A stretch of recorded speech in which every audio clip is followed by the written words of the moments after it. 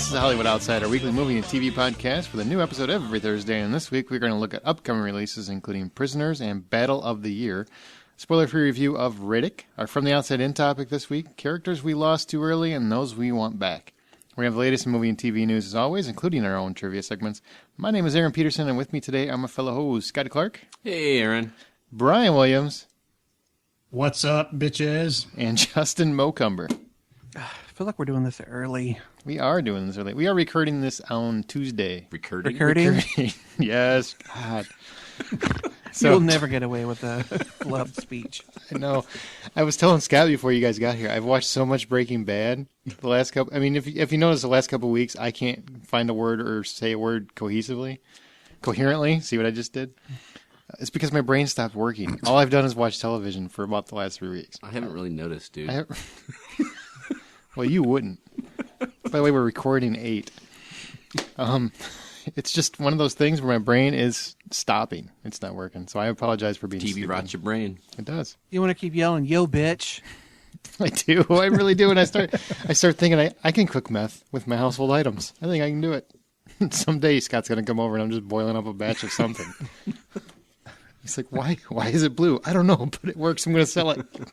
You know, blue sugar candy has to be huge this Halloween. Oh, it is. I'm going to get all the blue jelly beans, and that's what I'm going to hand out at Halloween. Jelly beans? Yeah, well, it's the closest I can get, unless I actually learn how to make meth. Or do you know how to make it? Just make some rock candy. Rock candy. Well, do you know how to whip up some rock candy? I don't know how. Dude, there's a little thing called the internet. Google that shit.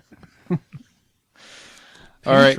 Let me Google that for you. Well, our summer movie episode is now up, so be sure to check that out and then share that episode on Facebook and Twitter. That's all we ask. Or review us on iTunes, anything you can do. But we just put that up. We talk about our favorite movies. What else do we talk about, guys? Favorite villains, bad guys, shit that shouldn't have been made. Mm-hmm. Exactly. Everything's there. We recap as much of the summer as we can without any of the boring parts. I was awesome in it. I had spreadsheets and everything. He did. He had Excel spreadsheets for the last 6 years. I don't know if that helped. If that gets you excited, there you go. Speaking of summer, Ant-Man got moved up from November 2015 to July 31st, 2015, which means they're getting pretty confident in it because that's a really big year for movies. Well, it is, and especially because I just read today that Pirates of the Caribbean 5, they actually pushed out of summer 2015 because they didn't want to be caught, you know, in the crosshairs of Star Wars and every other movie coming out that summer. They were afraid of the Ant-Man. I guess so. That is a big year, though. That's when we get our flying DeLoreans, right? According to Back to the Future. Yeah. Fuck, we got to hold them to it. I want my hoverboard. That's Michael J. what I Fox want. is still acting. He could still make something happen. Yeah? And Brad Pitt. Who? Michael J. Fox. Oh, I just said Matthew Fox, sorry. No, well, he's acting too. Yeah. You're the guy from Lost? Yeah. Man. One's a little shakier than the other. Is that record time or what? Oh, shit. I didn't even do it on purpose, Brian. I can see Justin just, pushing through that door. Whoa. Just his head popping through a window going, what? You mean from Lost? I couldn't let too much time go past, otherwise it just wouldn't have flowed. Brad Pitt, he was doing a interview circuit because the DVD and Blu-ray release of World War Z is coming out, and he wants a World War Z sequel. That's what he says. And my thinking is, you're Brad Pitt. If you want one, can't you pretty much just get one? Isn't it his production studio that makes Yeah, he kind of makes it. Plan B? Yeah, and they made like $500 million worldwide, so I'm pretty sure it can get done, Brad. If you're listening, you got the power. So how many sequels would it be before it just looks like somebody sleeping? World War Z. World War Z. Yeah, what do they do after World War Z? Because there's no more letters. They go backwards? Maybe Z and then a little A? I don't know. I like your idea better. Just keep adding Z's. Keep adding Z's. All right, now let's go to movie news. Tom Hiddleston is taking the lead in Del Toro's latest film, Crimson Peak. This will be the first time that Hiddleston has had a big-time starring role. And not every single actor is a leading man material as far as I'm concerned, but what do you think, Justin? Do you think Hiddleston's got it? Yeah, I mean, he's been fantastic as Loki, and granted, that's really the only thing I've seen him do, but if anybody was going to replace Mr. Cumberbatch, Hiddleston would be the guy to do it. I think they're similar in their looks and their tones. probably very similar in their skill level. So sure, why shouldn't he be able to slip in and take care of this one? I'm really looking forward to Guillermo getting back to some horror. And considering that this one's got Jessica Chastain, who is fantastic, and Charlie Hunnam, who I like quite a bit, it ought to be a really good cast and a really good film. I should have looked this up, but what else has he been in? He couldn't have just dropped into Avengers, right? Probably a bunch of Shakespeare plays and shit. Yeah. Mm-hmm. I liked him in Avengers. I'm not sure how much that had to do with liking the character, though, with me. I mean, let's be honest, that character is a little bit of an overacting character, right? You got to kind of go over the top. I think this would be a fun experiment to see how he handles something else other than that. So. I thought he was more of an overactor in Thor than I did in the Avengers. I thought the Avengers, he kind of nailed exactly the tone that they were going for. Mm-hmm. In Thor, I thought he was over the top. Okay. I'm probably... Well, let's see what he can do in his next film, which is Muppets Most Wanted. I shit you not. What? It's true. He was in Warhorse. So, and the Deep Blue Sea. That's true. I didn't see that, though. Midnight in Paris. He's in Midnight in Paris. You're a big fan of that one. Oh, that's right. He played... I don't know, but he was in Midnight in Paris. Scott Fitzgerald? Maybe. Yeah. Look at that. Scott knows movie trivia. Who knew? All right, Dwayne Johnson, a.k.a. The Rock. I don't think he wants to be known as The Rock, but everything he does, he calls himself The Rock. So make up your damn mind. He's now on board to play the unknown stuntman. And I was going to sing it for you, but... I'm the unknown stuntman. Justin that made Eastwood look so fine. The unknown stuntman at MCG's Change Your Fucking Name, Mick asshole. G. Fuck, Mick what G. the fuck are you? I'm not calling him McG. I refuse to do it. You want to put 3 fucking You letters? sound like more of a tool saying MCG. Really? Because McG doesn't sound like a tool? You really do. No. That's what he wants to be called. If he wants to go by 3 letters, then I'll say him however the fuck I want to, because there's no proper way to do it. Can I call it McGuh? I like that. I like that better. He's going to be in McGuh's The Fall Guy. Rib. How about that? We've had more than a few film to TV adaptations, and a lot of them have not worked. Brian, do you think this is a good one? I mean, he's got a pretty good rep as kind of an action guy, so I mean, why not? I mean, and there's no bigger action star than The Rock anyway. I mean, I think it's a good fit. I never really cared too much for the show. You didn't like Lee Majors? I'm just saying I didn't really care for the show too much. I mean, it was all right. I remember watching it, so apparently I liked it somewhat, but it's just not one of the TV shows that I hold dear to my heart that I'm dying for a remake, and quite honestly, we don't really need it. I don't see. I'm on the other front. I was really a fan of that show, Simon and Simon, Magnum P.I., all those 80s. Well, he wasn't really a cop, but whatever the hell he was, private eye, I guess. Bounty hunter, right? He was a bounty hunter. Yeah, bounty / stunt guy / action hero. This is going to surprise you guys, but I actually remember this show. Well, you probably got to watch it, but you're locked in the closet praising Jesus. Saw it through the bars of his crib. I think this would make a lot more sense as a movie than instead of a new series, because I think back in the 80s it would have worked. The whole concept of being a stuntman, using those stunts as in your bounty hunting, as a week-to-week kind of thing. That would have worked then, but nowadays, after 2 hours, that would get old really, really fast. I think it got really old back then. It lasted like 6 years, we didn't have as many options. Yeah. So we just had to watch it. In between Magnum P.I. episodes. And the A-Team. Yeah, you had that too. Yeah. I just want them to have a scene where he gets to punch in the face a dog the bounty hunter look-alike just to cave that SOB's face in. And his wife. Punch his wife, I cannot stand him. Ugh. Let's all stand around and have a little prayer circle before we go beating somebody up. Ugh. Let's stand and have a moment to remember Heather Thomas from The Fall Guy. Oh, God. That was much She's better. not dead, is she? No, but I just mean let's remember her from that show. Oh, yeah. I told you, man. I had that poster on my wall, the pink background of her coming up out of that jacuzzi. Oh, my God. I had that same poster. I think I won it at a fair for, a ring toss or darts. Throwing darts at balloons. Something like that. I always just hated that dipshit that played his friend or nephew or whoever. Yeah, he's so stupid. His cousin. Oh, ugh. He wasn't even. He was just basically Jethro. Scott, you remember this show very well. Is this the only thing you got to watch as a kid? Must have some kind of Christian values if his parents let him watch it. Must have. Did you hear Lee Majors? He did a prayer. He said, "Thank you, Jeebus." Thank you, Jeebus. Now eat your peas. Roland Emmerich has a lot going on. This guy is everywhere. First, he's rebooting his own franchise, Stargate, as a trilogy. That's what they're talking about. And also, he's now saying, where he said in the past it wasn't going to happen, he's now saying Will Smith has agreed to talks and is now a possibility for the Independence Day sequel. Does either one of these have you excited, Scott? Well, I'll start talking about Stargate because I'm a big fan of the original movie, but I think nostalgia has a lot going on with that. And I'll tell you, I think a trilogy sounds like a bad idea, and here's why. My favorite parts of Stargate are... Explain what it is real quick. Some people the probably movie have never seen Stargate? it. Yeah. Okay, Stargate is basically... Would you call that sci-fi? I don't want to get in that argument with you guys, but... It's sci-fi, yes. Yeah, it's wormholes and shit. So yeah, yes. wormhole. Go ahead. Do worms go through wormholes, or... Yes, they Not do. fucking ones in the dirt. No, but Stargate is basically what's the actor's name that's in that TV show? James now? Spader? James Spader.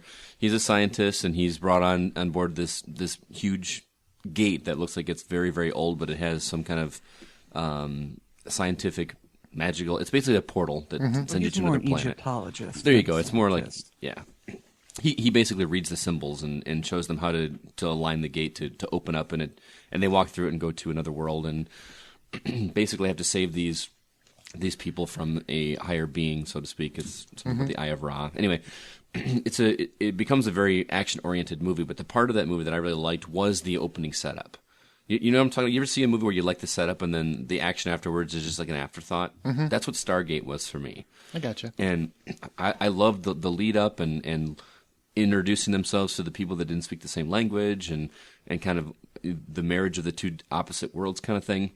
And the action was just okay to me after that. I don't know. It could be just me. It got kind of run-of-the-mill after a while. But it did also have a TV series that lasted, well, Stargate SG-1 or whatever. It had 10 years, 211 They had episodes. 3. Yeah, they had like 3, shows. and MacGyver was in one of them. Right.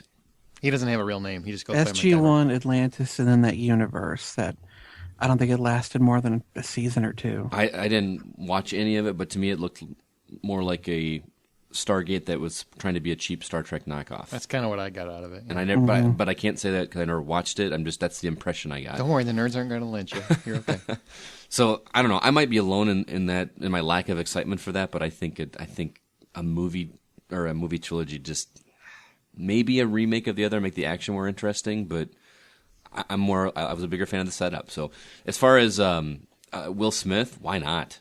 In Independence Day, I mean, I think it would do more damage for him than good for him at this point. Really? He's had one flop. He's only been in one movie in the last few years. So why does he at this point need to stoop to go into? I think Independence Day is a bad idea for his career. Was Men in Black 3 a big hit? Because I don't remember it being. No, it was like it was like 500 million worldwide. Made a lot of money. Made a lot of money. It was still a shit film, though. We all know it. Well, I'm not saying he hasn't made a shit film for a while. I'm just saying he hasn't had a flop, except for when he made the movie with his kid. Well, and that was I part think of between After Earth and Men in Black 3, I think he needs to get back to something that the people have liked him in before to maybe earn back some of their adoration once again. As shitty as Independence Day is, he was one of the bright spots in it. So if he were to come back, that would get me into a theater to see a sequel, whereas if he wasn't in the second one, I don't know if I'd have any interest at all. I think the movie would be much more successful if he were in it. Yes. And they're talking that he was going to be too expensive, and they're talking maybe he might have backed down on that. Maybe he's willing to do it. I love the idea of him being in a sequel. I hope it's true. The one thing I don't like about the whole concept is what they're calling this movie. Did you see the title they've come up with? It's ID Forever. Part 1. Part 1. And it's ID Forever, spelled out forever, like the actual spelling of the word F-O-R-E-V. What is this, like a 16-year-old texting girl? No, the 4 isn't even a number. It actually is F-O-R. It's ID Forever, one word. Part 1. Yes. Wow, that's not good. I just think that's really, really lame. God. Just call it Independence Day 2 and be done with it. I'm telling you, Emmerich is past his heyday. White House Down should be prime example. Call it of that. Labor Day. Call it Labor Day. Call it Arbor Day. Let's go for one that hasn't been done before. Arbor Day. Martin Luther King Day. Columbus Day. Columbus Day. Oh, Roland Emmerich, you funny guy. Okay, Ian McKellen, or is it Sir? Am I supposed to call him Sir? I don't really know. I'll just call him. Okay, Sir. He's been knighted. Sir has been signed to play an older Sherlock Holmes in director Bill Condon's A Slight Trick of the Mind. So I want to know, between Robert Downey Jr.'s Sherlock Holmes films, Elementary, the CBS series, and the BBC series starring who, Brian? Benedict Cumberbatch. Okay. Is there too much Sherlock Holmes? Yes. Oh, God. BBC's got their TV show. They got Elementary here in the States. We've had 2 films. I mean, good God. This character is not going to disappear into thin air. It will be around for a while. Ian McKellen might not, but the character is going to be around for a while. Do they have to just completely wear this character out, just bury it in the ground? I mean, granted, it sounds like a decent premise. You know, it's going to pick up where he's 93 years old, long retired. Dr. Watson's not with him anymore. Kind of his mental acuity's gone. And so he has to grapple with this old case that was unresolved. And it might be an okay film, but does it have to be, Sherlock that Holmes. Character? It could be any detective, really. It could be. I feel like I don't know if they're using that name because it's got some kind of cachet, or if there's something more to that character and their stories that they're wanting to explore. It's got resonance. I just feel like it's a well that's well trod at this point. Really kind of sounds interesting in that, to the extent of them, if they play up the aspect of him kind of losing his mental sharpness, that's really what he's all about. That's really why he's so much better than everybody else, is his acuity with noticing the details. And if he's not as detail oriented, he's just kind of a regular detective or less. So I don't know. This is one of those things that I like Ian McKellen a lot. I do like Sherlock, but as far as I'm concerned, there's only one Sherlock franchise out there, and that's the Benedict Cumberbatch version. Oh, I disagree. I like Downey's version a lot. It's a fun. It's not as intellectual as Cumberbatch's Sherlock, but his is fun and interesting and quirky, and I really like it. And obviously you're a huge fan. You've read the books, I'm a that kind of huge thing. fan. It's my favorite character. And I haven't read the books, and I'm saying this solely based on the film adaptations or movie adaptations or anything like that. I always picture the character as being very quirky and jovial and condescending, that kind of thing. Right. Ian McKellen to me seems much more stoic. I'll ask you this. Are you basing that on what you've seen in the films, or do you want to know based on what the books say? Because Cumberbatch is closest to the books. He's not a nice guy. He's an asshole. He's an opium addict. I mean, that's really who Sherlock Holmes is. He never makes it that way in the movies. But even the Cumberbatch Holmes is very animated and very part of his charm is, he's not a super nice guy, but he's talks very fast. And I'm thinking a 93-year-old Sherlock Holmes doesn't sound nearly as interesting, especially outside of what Brian said. Maybe if they play on the fact that he's losing his edge a little bit or losing his ability to pick up on those little things, that might be interesting for a little bit, but to make a whole movie on it, you know what I'm saying? Maybe at the end he falls into a pool and they change it to like a cocoon and he comes out Robert Downey Jr. That would be a lot more interesting. I don't want another Sherlock Holmes movie. I don't. And I love the character. But I want another Downey movie long before I get this shit. And Sherlock, I want 1 or 2 or 10 more seasons of that. I don't care about Elementary. I don't think that's a very good show. So just keep those 2 things alive. And I think that's plenty. I'm kind of along the lines of Justin, where I don't want the character diluted anymore. And right now it is really diluted. The brand has been thinned. Yeah. See, I don't want it to the point where I want to go to a theater and pay $10 to go see it. But I would like to see it maybe on, like PBS or BBC America, something like that. Maybe like a high grade TV movie. I'm with you. Or, if they just didn't name it Sherlock Holmes, I would love to see a movie about a detective that was in similar vein. I just don't want to see I don't want to see another Sherlock Holmes thing right now. That's too many. There are too many. I agree. All right, Game of Thrones and Thor 2 director Alan Taylor is in talks for Terminator 5, but it won't exactly be a part 5, because what they're going to do is they're going to reboot the series. And apparently Arnie is going to fit in there somewhere, because he keeps telling everybody he is. So I want to know at this point, do we really need another Terminator movie, Brian? Fuck no. No. No. This is one I don't even know what that last movie was. It was just freaking, what's this Batman going, I'm John Connor. Over and over and over. Yeah. Give it a break. Give the franchise at least another 10 years minimum. Make sure Arnie is well too old to have anything to do with it, unless he's playing some sort of corporate head cameo appearance type of thing. And then just kind of reboot it. I mean, because we've really, we've kind of filled in all the gaps at this point. We've kind of started at the normal, the regular, now basically jump to the future, kind of come back, kind of filled in some of the middle parts.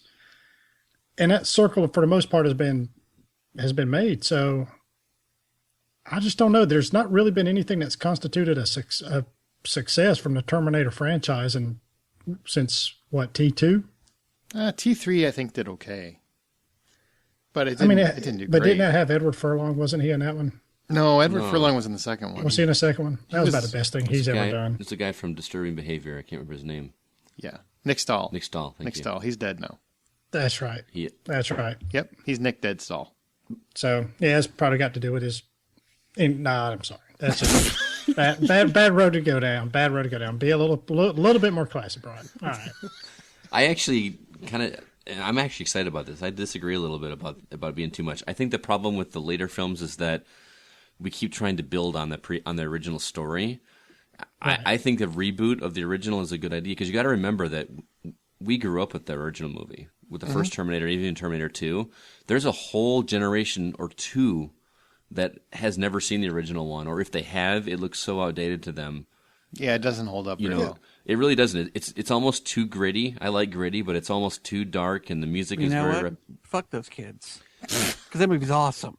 No, I like it too, but I mean, even at the very end when you finally see the Terminator in machine form, the stop motion animation. Yeah, there's a lot of nostalgia glasses on that one to see it for what it is. I would like to see that updated. So better special effects.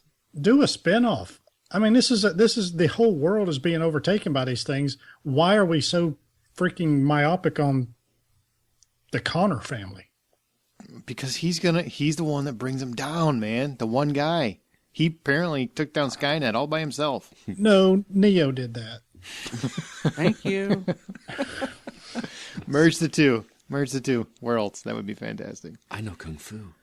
I just don't know why Arnie needs to be in. I would actually be okay if they rebooted it, if they left Arnie out of it. Just because he's alive, they feel like they have to put him in or something. Now, if it was a cameo, like a glorified cameo, I'm okay with that. I agree with that. But I don't want him to be a part of the movie. Hey, how's he going to do that butt scene? His butt cannot be holding up that well. That naked butt scene that he does in every one of those movies. That's what you're focusing on? I don't care. That's the first thing that came to my mind. Yeah. Yeah, I don't care how much HGH or roids this guy's doing. His ass is not going to look like it did 30 years ago. Yeah, some CG. That's a lot of CG. He's going to have to get something to pick up his balls. It's called stunt ass. That's what that's called. The ass looks 30 years younger. And I will watch the credits just for that title. Stunt ass. Arnold ass double. Butt double. Okay. Fox is giving... Justin, you didn't really answer that. I'm kind of curious. You're the big sci-fi guy. Do you want to see a reboot? Not really. I mean, we've had 4 movies, and we've had a TV show. What is there more to say? I mean, I guess the thing is what are they going to do that's going to be different? We're going to be talking about Robocop later, and there we'll have some discussion on this very same type of thing. What are they going to do with a reboot that's going to be different, that's going to bring something new and interesting, not just to the franchise, but to all of us watching it? If they can find a way to do that, then okay, I'll go to a theater and I'll see that. But if it's just going to be the same story, just different actors and new special effects, I don't know if I'm as interested. I want to have a new reason to see it. All right. I like that discussion. Thank you. That was very... All right, Fox is giving Ellen Page, that's Juno, a franchise in Queen and Country where she will play a CIA operative. And I can honestly admit I never thought I'd say those words together. I do like Ellen Page as an actor. I think that a lot of her problem is that she looks so young. She has such a baby face. Mm-hmm. It's kind of hard to take her seriously in a serious role. I mean, As a badass assassin. She is actually 48 years old. I sympathize. When you look this young, she can even grow a goatee like I do to just, try and give my face a little more age. I know. I mean, Justin gets, carded just to see if he gets pulled over just because he looks like he's 13 driving. This is how big Justin's ego is. He took a story about a young girl and made it about him. Is that something you want, Scott? I mean, that's my kung fu, and it is strong.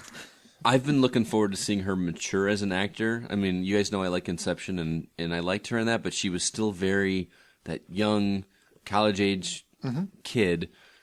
I've been looking forward to seeing her grow up a little bit, and I think this might be the way to get there. I hope so. I want people to take her more seriously and stop thinking of her as a high school girl like she's played in every movie or even younger and like in Hard Candy, that kind of thing.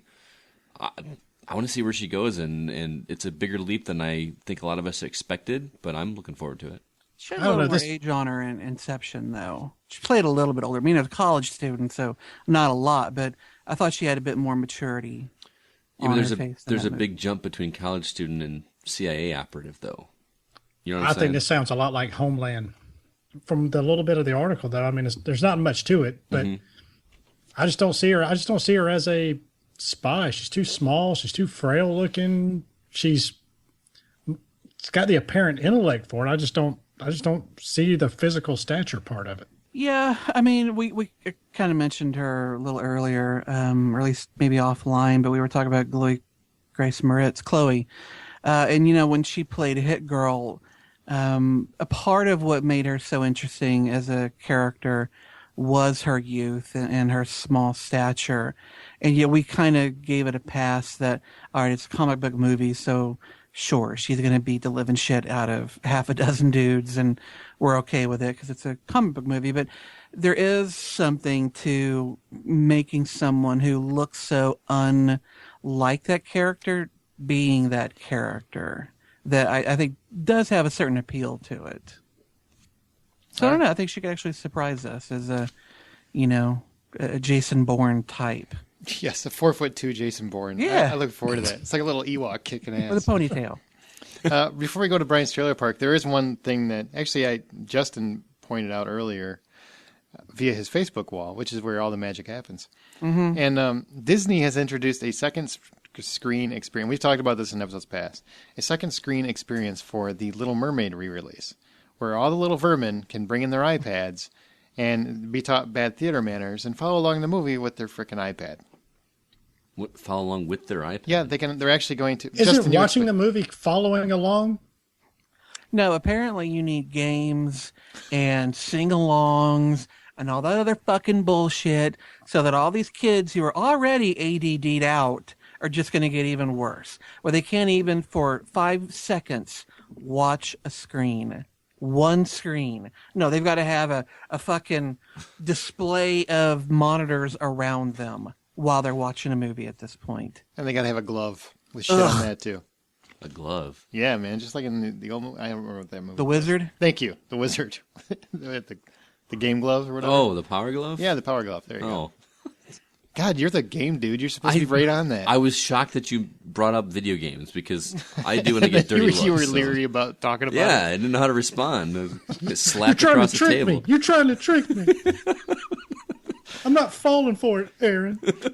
No, but there's some people saying, well, what does it matter as long as you don't, it's not a screening, they advertise it and it's not, what kind of screening it is. And my argument would be because you're teaching kids that it's not, that they can't sit still for 2 hours. Mm-hmm. I hate being with them, but I'm 100% with Justin on this. This is what you teach. This is bad manners to teach kids. It's a gateway drug. Thank you.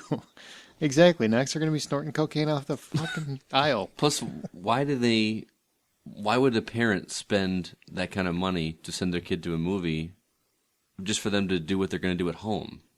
I don't understand that concept. Exactly. Buy the Blu-ray. That's what this kind of stuff is for, as far as I'm concerned. What's sad is I would like to see this in theaters. The Little Mermaid is one of my favorite Disney movies of all time, but I am not going to go if I'm just going to see all these glowing screens arrayed around me. God, you I get wonder a if they'll have a tumor. midnight showing. You get a tumor just walking in. They're going to have a midnight showing him Little of Mermaid. a kids movie? That's like inviting This was an pedophiles. Aaron showing. You'd have like vans parked all the way around the theater. Welcome to Brian's Trailer Park. All right. I love a good heist movie. Aaron loves Kurt Russell. I do. Scott loves Jay Baruchel. And Justin just loves reading. So you add all that up, and you have what should be a must-see for Team Ho. The Art of the Steal with Kurt Russell. He plays a hack daredevil / art thief who teams up with his brother and a couple of other guys to steal the Gutenberg Bible for a $20 million payday. So all Kurt Russell love aside there, Aaron, does this movie look like it's going to con you out of $10, or do you want to check this out? It's Kurt Russell, man. I'm there. Seriously. Although I do, when you watch the trailer, I did have visions of 3,000 Miles to Graceland, which isn't a good thing. Right. Especially the first few seconds of the... Yeah, the first few seconds, I'm like, oh my God, what did you do? Did you sign into a sequel? I didn't know what was going on in the trailer the first 30 seconds, like you said, and I was so worried it was going to be like an Evel Knievel biopic or something. His chin, or like his neck, has gotten really old. I know the rest of him looks young, but that neck. that neck looks He's just so got a old. whole bunch of hanging skin. It's His just chicken dangling. waddle. It's just like... No, but it looks really good. I love heist movies. I did too. You put Kurt Russell in with that cast, I'm there. When did Jay Baruchel turn into a good-looking dude? He used to be like a gangly, goofy-looking guy. I don't think he's a good-looking dude, but you can have your thoughts. Hey, man, yeah. I got to agree. I got to side with Aaron on this one. Yeah, he's not an attractive man, but I kind of kept looking for, when is Ocean going to come out? Danny Ocean. Yep. Should have just called it Ocean's 11, 14, or no, Ocean's 11, 14. 11, 14. Ocean's 14. Ocean's 1114, otherwise known Good joke, as fucked up. 1114.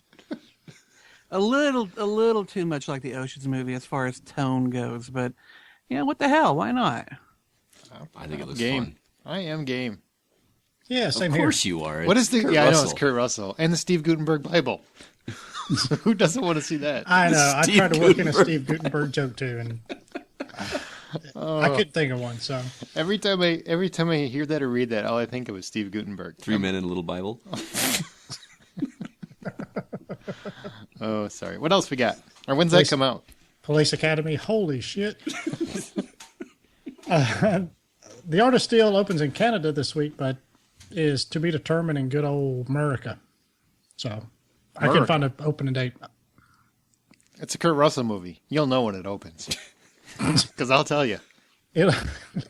Aaron will personally knock on your door. I will. I'll go with Say, you. hey, it's opening up next Friday. If you want to see it, I'll go with you, audience. Wow. I hope you got your frequent flyer miles stocked up. I do. Our next one, is another, it's a superhero movie. And while most superhero movies, kids look up to the character and want to be the movie hero. Fuck, I still want to be Batman. But our next movie, nobody really wants to be him, not even himself.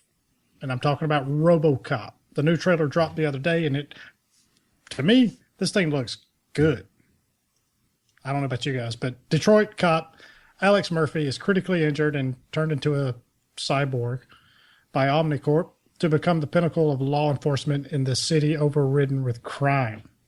So unlike the previous version of Robocop, who had basically no recollection of his past, at least initially, this version 2.0, so to speak, does have his memories. And basically his struggles are more with relating to the others, like his family and friends, in the ways that he has in the past, and basically kind of struggling with that. So, Jay, do you like this edgier look into Robocop, or you think you might kind of prefer the campier version? No, I like this one. I think Robocop, I like that they're showing multiple variants of the armor. So in the movie, he doesn't just pop out in one, and that's the same one he stays in.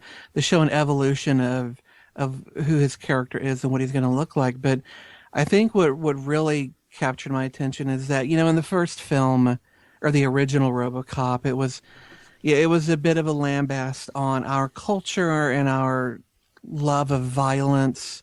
and the over the topness of it, whereas this film seems to be going after a different idea, which is kind of what I mentioned a little bit in the whole Terminator chat. Mm-hmm. They're going after more the idea of, you take a human, you put him in a machine, and then you program that machine. Does the human get lost in that? Or can, the human element override whatever kind of cybernetic systems have been imposed over him? And, of course, they pretty much spoil it with a line from the trailer saying that he's doing just that. But I appreciate that they're not just doing, a complete redo of it, but instead trying to find a different type of story to tell. Will this man who's been made into the ultimate police officer, will he be just another robot in the machine, or will he break free? And I like that. It looks good. So, yeah, I'm really hopeful on this one. I really want to see it. I think it looks... There's been a lot of internet hate. Like a bunch of the fanboys are screaming that it's not as... The satire of the original isn't there. Well, I hate to tell you, go back and watch it, because the satire does not hold up nearly as much as you think it does. No. And I don't understand why people get so stuck in their nostalgia that they can't appreciate it. I think this looks like good sci-fi. I think Justin got more depth out of it than I got from the trailer. I just think it looks freaking awesome. Yeah. I love the new suit. I love the whole paint it black or whatever. That they have the original suit at the beginning, and then eventually he gets a new fancy shiny black one. Yeah, so you got a little bit of a good transition. It just looks so entertaining. I can't wait to see it. That's one of those movies that I go to the theater to see, and I can't wait to see it. The only thing that I wish was different is the guy's voice. And I really never cared for RoboCop's voice in the original movie, but the guy looks so imposing and powerful. I mean, granted, I don't want a Batman voice coming out of him, but just something with a little more bass in it than what this guy's bringing to it. It seems kind of a weaker voice coming out of that imposing figure. Should have got Peter Weller to do it. He's free. He just come back and dead or alive, you're coming with me.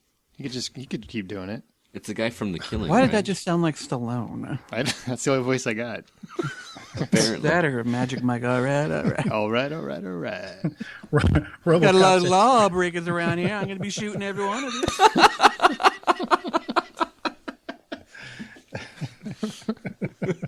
I'll buy that for $1. Touche. All right, well, Robocop opens up on February 7th, 2014, so there's still a little bit of wait for that one. If you want to get in touch with us, there's a lot of ways to do it. Call us at 818-81-IMAHO, or that's 818-814-6246. Email us at feedback@thehollywoodoutsider.com. Go on to facebook.com/thehollywoodoutsider. Message us, like us. We love the attention. Tweet us at H_outsider and get your official Imaho t-shirts at thehollywoodoutsider.com. Okay, The Fifth Degree. This is a game we haven't played in a little bit, but everybody knows the 6 degrees of Kevin Bacon. Well, The Fifth Degree, I'm going to give the other host an actor, any actor. And what'll happen is I'll give him something else, something to try to match it with, whether it be a property, a movie, or even a genre like exorcism films. And the winner is going to be the first hole that can connect that actor and whatever that is, the other item is, in 5 degrees or less. So the actor is Vin Diesel, because we're talking about Riddick. It fits. You guys ready? Mm-hmm. Yep. Justin? Yep. Okay. Connect Vin Diesel with musicals. Ding, ding, ding, ding, ding. Like an actual musical or a movie about music? Like musicals. Musicals. If anybody knows what a musical is, it's you, Scott Clark. I know. I'm thinking. Wow. Nobody, huh? I got it. Okay. All right. Vin Diesel starred with Rhoda Mitchell in Pitch Black, who starred with Sean Bean in Silent Hill, who starred with Christian Bale in Equilibrium, who starred with Anne Hathaway in Dark Knight Rises, who was in Les Miserables. Nice. Was that 5? It was more than 5, but 1, 2, 3, 4. Okay. That's good. That's good. Fuck you. That is good. You know how much brain power that took? Almost melted my noggin. I had Ben Affleck, Boiler Room to Morgan Freeman, Some of All Fears, to Anne Hathaway. It all leads back to Anne Hathaway. That's really what it was. What did she star with him in? Oh, Dark Knight. Dark Knight Rises. Oh, yeah. Okay. Oh, I still think Polar Express counts as a musical. no, you're a fucking idiot. Polar Express. All right. Well, Let's ask what its creator or whatever writer says it is. Like exactly. That matters. Then we'll know. It's a sci-fi musical. That's what I think. Okay, well, let's go to the big screen and review any new releases. We've got one this week, and it's called Riddick. Justin got the written review, so I'm doing the audio here. But I'm going to give you a little back history on the Riddick You just character. going to read off my written review? Gotcha. No, I already had the same notes. I had to send it to him just to prove that I had thought of it as well, so I didn't want him going, "You stole that from me." Mine were just better. Well, I'm sure that's what you'll tell yourself. So I can sleep at night. In the year 2000, Vin Diesel, he was nobody. And I know I wanted to do that. I wish I had that clip. He was nobody. He was just another muscled-up wannabe actor doing bit parts in films. And director, is it Tui or Toei? Tui. Tui. Okay, director David Tui decided to take a chance on him, and he gave him the pivotal role of Richard B. Riddick in Pitch Black. Scott, you've seen Pitch Black? I have. Long time ago. Did you like it? I really liked it. I actually watched it on your recommendation years ago. Excellent. Well, essentially, he's a sadistic murderer and escape artist, and he's got built-in night vision. But they were on a planet that was infested with bloodthirsty, apodic creatures. He's quite handy. You know, when you can't see in the dark, and you got the guy who can, that comes in pretty handy. That movie was just a mild hit, and Diesel leveraged his Fast and Furious clout to get a sequel made, which was called 2004's The Chronicles of Riddick. Now, this is the one that Justin loves, because it was much more grander in scope. And Big space opera. It was space opera. It really was. It was a $100 million budget, and the storyline was meant to take place over a planned trilogy, but that film, for whatever reason, didn't connect with audiences the way it was meant to. I say because they made it a PG-13. But whatever the reasons were, it didn't work. So the trilogy was scrapped. So cut forward a few years, and Universal, they go to Vin Diesel because they want him to do a cameo in Tokyo Drift. He said, and this is a true story, "I'll do it in lieu of payment if you give me the rights to the Riddick character." That's all he wanted for doing that cameo. And because they figured the character wasn't going anywhere, they did it. They said, "Here's your payment. You got the rights to Riddick. You can do whatever you want." So Diesel kept him alive in other mediums, and Escape from Butcher Bay is a video game. He also did a graphic novel, I believe, and also, didn't he do a cartoon? Well, they did a movie called Dark Fury, Dark but Fury, there you that came out around the same time as Chronicles. Well, that brings us to Riddick, the third film in the series, this one. With his star back on the rise, he independently financed this film, worked for scale, and made a movie for the fans. And the reason I said all that is because I think it's important to know that, actors don't get enough credit when they do this sort of thing for the fans, because he loves the character, and he appreciates the fact that this is what got him his career. He doesn't have to do this movie. Am I wrong? Right. Are we going to dispute it? He doesn't have to do Riddick. He did it because he loves the character, and his fans have been clamoring for another one for years. So, in this one, Riddick is left for dead on a barren planet, and after a nice mix of Castaway and I Am Legend, Riddick realizes that the ground hides kind of a legion of creatures that are empowered by water, and they're just waiting to come back. So basically, when rain happens, they're going to come from the ground. It's going to be very similar to Pitch Black. They're going to attack. So what he does is he activates an emergency beacon, which summons two merc ships to come a-calling. There's a pretty steep bounty on his head, and apparently it doubles if he's dead, which is an interesting way to do a bounty. But there's also a storm coming, so Riddick leverages that, and he knows exactly what that means. He's got so much time to get off the planet, and they've only got so much time to work with him to make things happen. So, Justin, you and I are huge fans of the character of Riddick, and parts of the story here are a little reminiscent of Pitch Black. So what did you think about how they decided to plot his return? Well, with as big as Chronicles of Riddick was, and especially with the ending where he basically becomes a king, it was really a question for me, how are they going to take him from that ending and suddenly putting him on his own on this planet? And the way that they ended up doing it, they couldn't spend a ton of time doing a bunch of exposition. They did some, but they didn't do a lot. A little bit of flashback, and so I think that they solved the problem of how do we get him from A to B. The first half of the film, I really felt like it was a little jarring in its pace. It would go from, things happening really quickly to suddenly just these long moments of not a lot happening. The flashback kind of also helped create that feeling. But once the Mercs land and that part of the film kicks in, the movie does get a much tighter pace to it and moves along a lot better. And I like the story that they told. People want to like Riddick, but Riddick is a killer and he is a bad guy, but there's such charm to him. You kind of can't help but like the guy. Mm-hmm. To me, it felt like 3 movies. I felt like they realized that they might not get another shot with this. So I felt like they were making 3 completely different movies. Because the first third of the movie is just Riddick and a dog-like creature. So it's literally like I Am Legend. I mean, it's him and a dog for about 40 minutes. The middle third is kind of a cat and mouse between him and the Mercs. And then the final third is almost like Pitch Black 2. Because it's very reminiscent of that story. So for me, it felt like they were just cramming a trilogy into one movie. And I really liked how they did it. And actually, I'm kind of the opposite of you, Justin. My favorite parts were the beginning, like the first third of the movie. Mm-hmm. The survivalistic part where he's on his own and he's overcoming his injuries and he's trying to find a way to survive in this new world. I love that part. I thought that was he impressed me with how he held the screen that entire time. The middle third is where it kind of lost me a little bit because I had similar pacing issues, except he was gone from the screen, and I've always said that Riddick is one of those characters where he's always better than the movie he's in my opinion. And as soon as he leaves the screen, the movie suffers. And I felt that way in this one too. So that middle stretch when he's gone for great portions because he's kind of silently stalking them and they're building up the characters, the Merc characters, that part really struggled. But when he comes back, the rest of the movies just kick ass. I would agree for the most part, though I did feel like a couple of the mercenaries helped bring some entertainment back to the screen.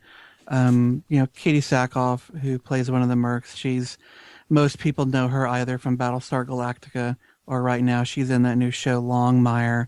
I feel like, her character was interesting. I liked what she brought, and I just think as an actress, I quite enjoy her being on that screen as well. And then Jordi Molia, mm-hmm. who played the kind of Hispanic Merc.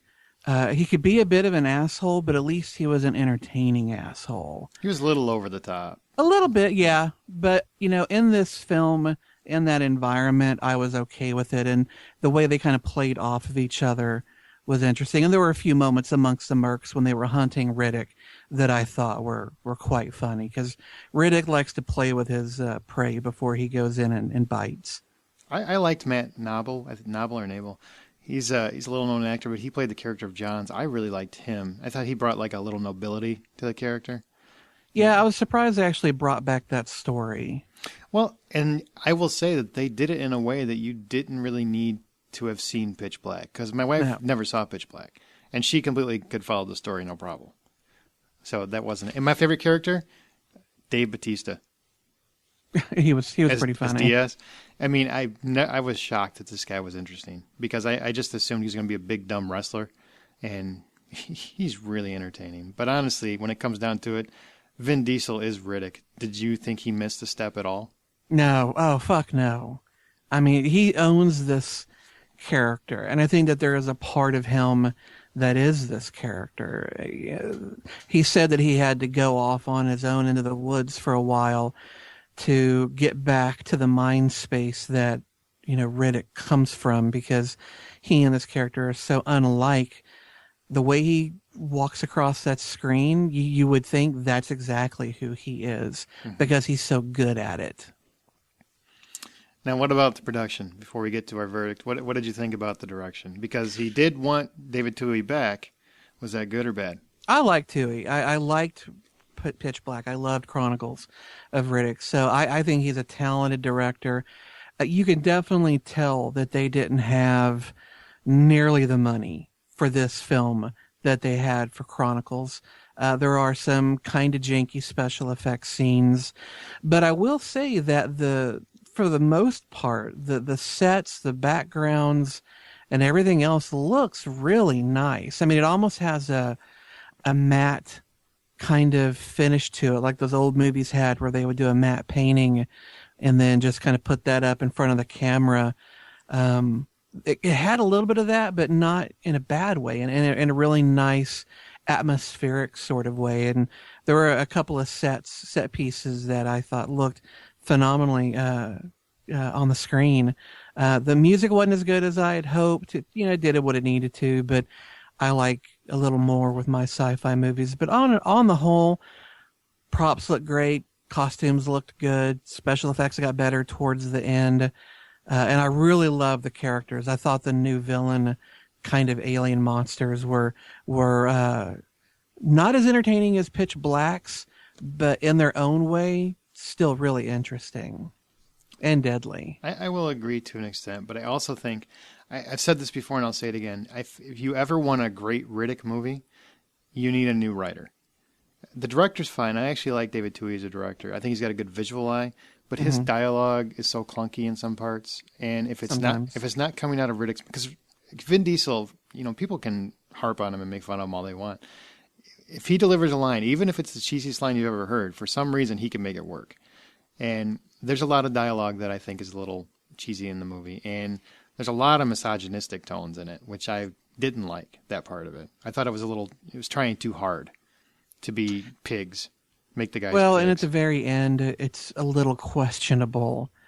I'm not going to spoil anything, but let's just, something occurs that I feel like is antithetical to that character, and I'm not quite sure why they did it. Yeah, it's some of that has to do with the writing, which, he wrote it. So I think if you ever want that great Riddick movie, which I don't even know if they're going to get another crack at it, because it opened number one, but we'll see how well it does in the long stretch.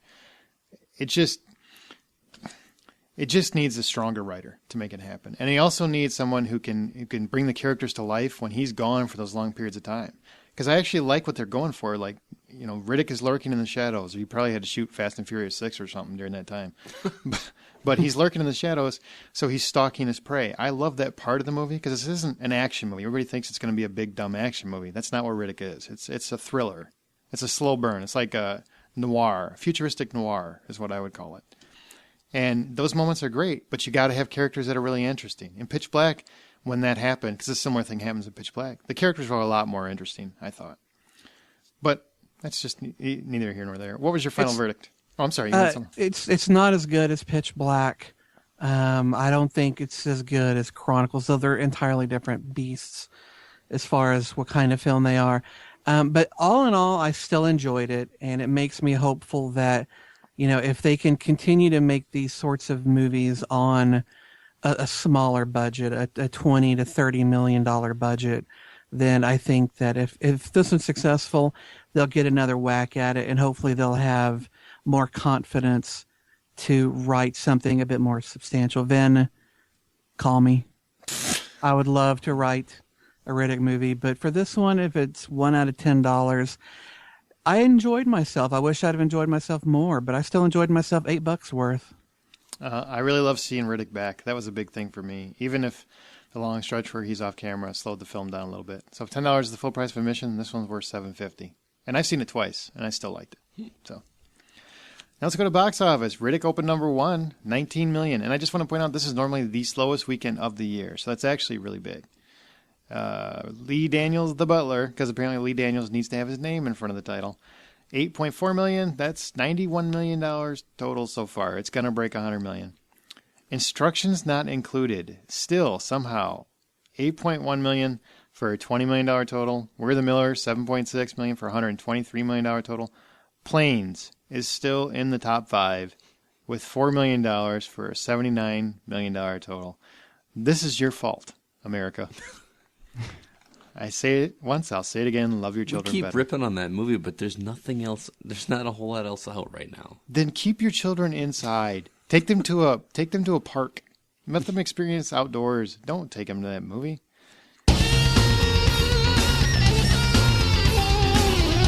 Just in time coming. All right, guys, we have got 4 films we're going to be talking about tonight, opening on September 20th. Rush has its limited theatrical release on the 20th, though it will expand out on the 27th.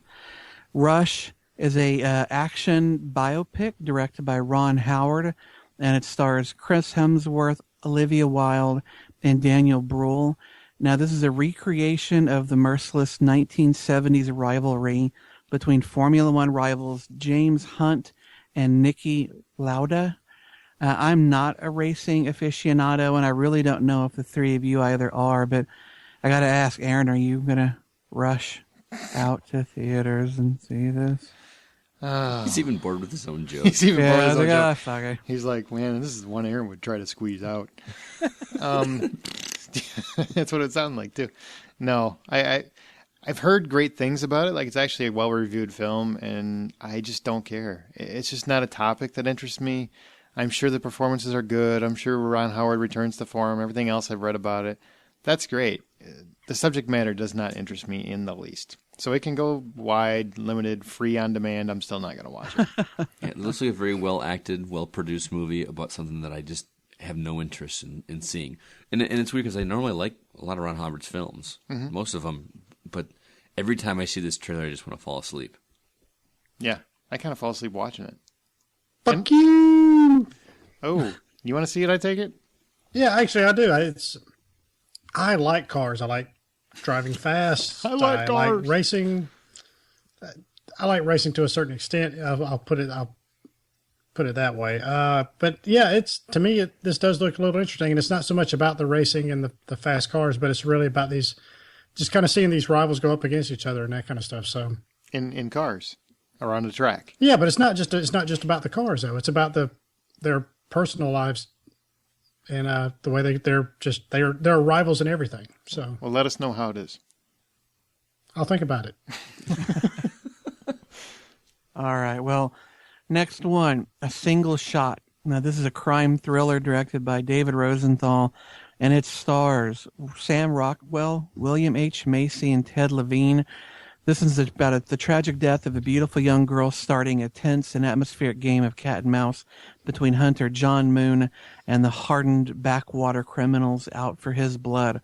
I mean, given the cast on this one, Sam Rockwell and William H. Macy, those are two guys that I cannot see enough. What about you guys? Brian? Yeah, this looks good. I mean, it's not just those two guys, but you've got Jason Isaacs. You've also got Jeffrey Wright. I mean, there's some pretty big clout here. So this looks really good. I kind of like these movies where somebody finds maybe a bag of money, or maybe somebody, if they find a dead body, then they get wrapped up in whatever bad stuff's going on. So this kind of looks like something that falls into that genre. What would you guys do? Would you keep the money? Yeah. You don't have to think about it. You wouldn't try to turn it in or report it or anything else. You just keep it. It's easy to say what you do before you're actually in the situation. I don't know. It sounds like he's given it some thought, Scott, because he's like, yeah, I would. Yeah, I've already got a room for it. You know what? I actually might turn it in because I've actually seen this happen where my mom actually found it was about $700, and she, being the honest person she is, she took it to police, said, hey, here's, I found this money. Here's where I found it. Just turning it in. They said, okay. And she says, well, what happens next? They said, well, if nobody claims it in 30 days, you get to keep it.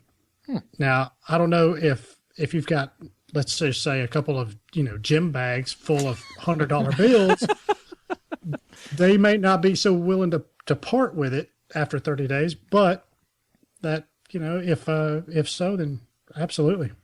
Do the right thing. Of course, nobody's going to go to the police and say, hey, look, I've got a couple of gym bags full of hundreds. Does anybody turn that in? So that's a long process. So you have to get that money laundered. You have to, because that could be dirty money. Not if you found it. If you found it, that could be dirty money. It's probably, I think odds are good. Yeah.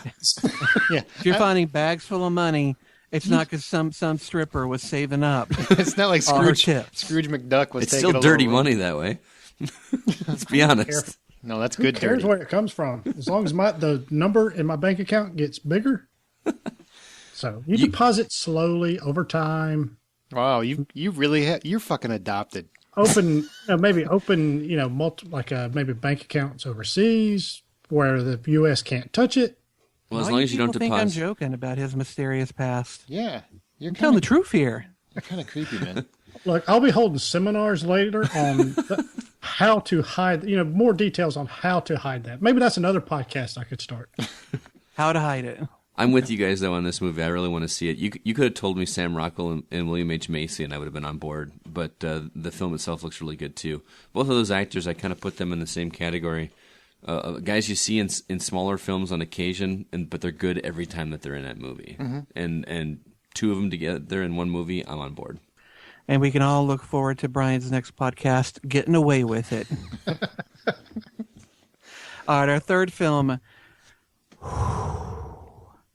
Battle of the Year. Oh. Original title, Battle of the Year, The Dream Team. Who's in it? It's a dance movie starring a bunch of people you never heard of and one guy from Lost. Battle of the Year attracts all the best teams from around the world, but the Americans haven't won in 15 years. Dante enlists Blake to assemble a team of the best dancers and bring the trophy back to America where it started. Starring Josh Holloway, a.k.a. Sawyer from Lost, and then a bunch of fucking people you never heard of before. Anyway. No, wait, Chris Brown's in it.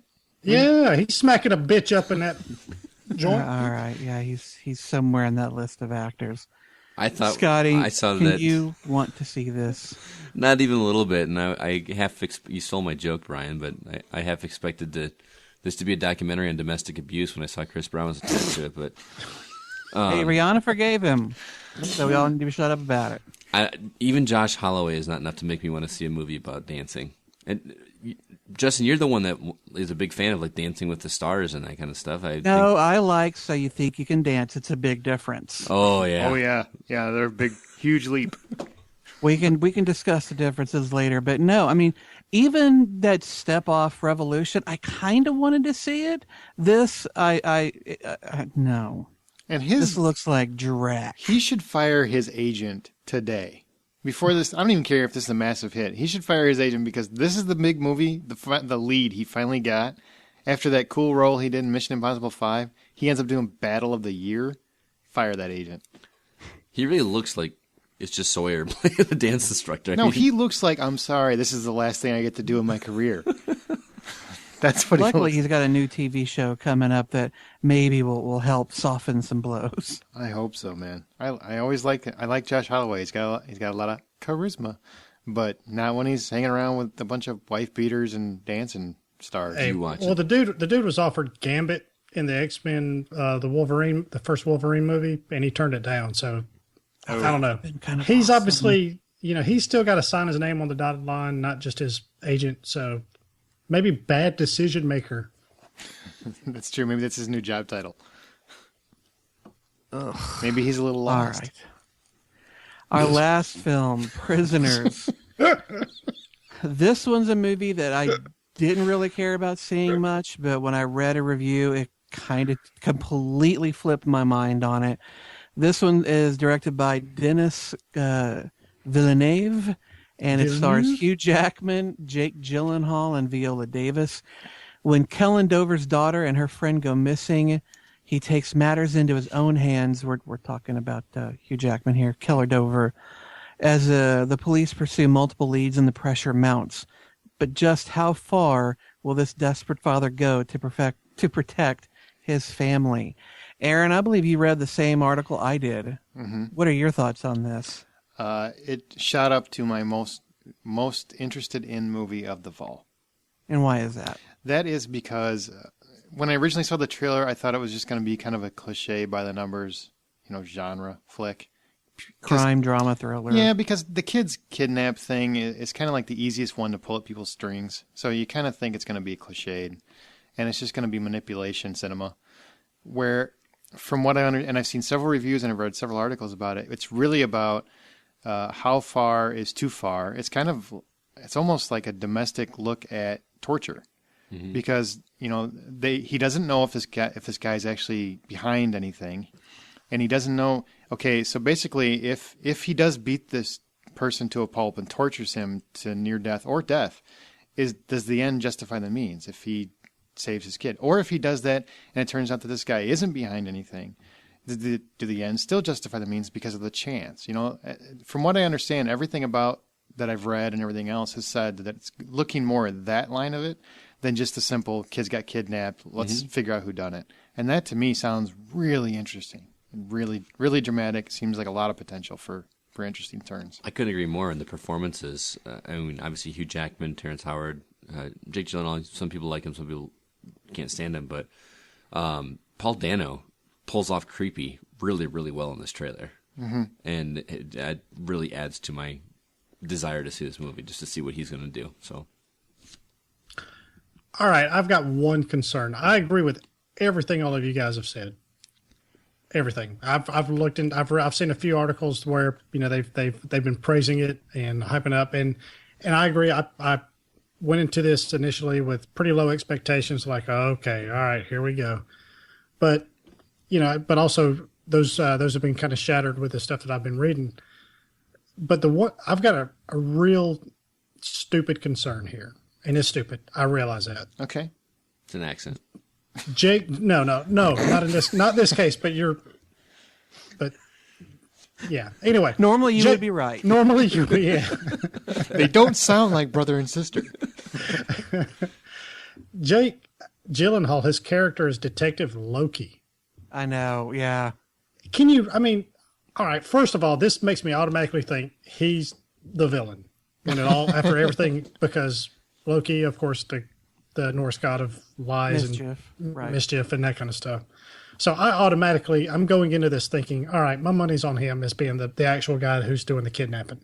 This is how desperate you are for an Avengers mashup, that you want Wolverine and Loki in the same movie. That's a really good point. As you would say, touche. And if he's not, if this isn't a tip-off or anything like that, you can't come up with a different last name. I mean, is Loki even a last name? I have no idea. Has anybody been ever? Jones. Yeah, I mean, it couldn't be Shanahan, couldn't be Smith. Granted, those are not those are. Fair, I'm just saying there are millions of names out there.